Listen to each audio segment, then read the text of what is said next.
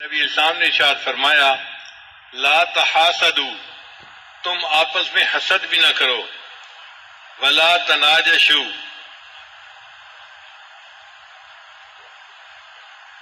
اور آپس میں ایک دوسرے کے ساتھ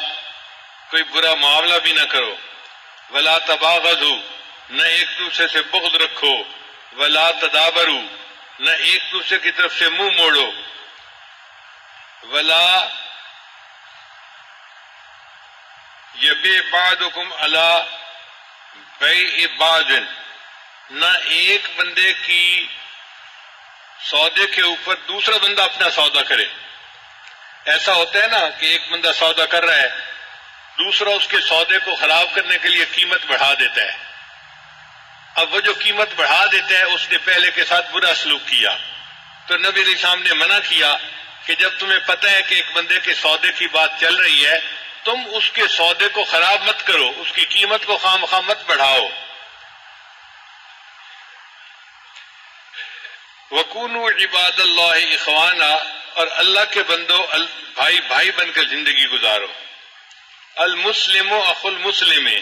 مسلمان مسلمان کا بھائی ہے، لا یظلمہ، نہ وہ اس پر ظلم کرتا ہے، ولا یخذلہ، نہ وہ اس کو رسوا کرتا ہے۔ مسلمان اپنے مسلمان بھائی پہ ظلم بھی نہیں کرتا اور مسلمان اپنے مسلمان بھائی کو رسوا بھی نہیں کرتا، ولا یکذبہ، نہ وہ اس کی تکذیب کرتا ہے، ولا یحقرہ، نہ وہ اس کی تحقیر کرتا ہے۔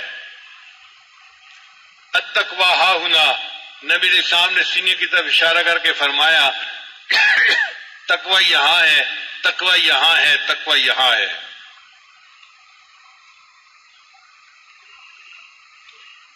پھر نبی علیہ السلام نے فرمایا بحسب امرئ من الشر ان یحقر اخاہ المسلم، بندے کے لیے یہ برائی کافی ہے کہ وہ اپنے مسلمان بھائی کی تحقیر کرے۔ مسلمان بندے کے لیے یہ برا شر کافی ہے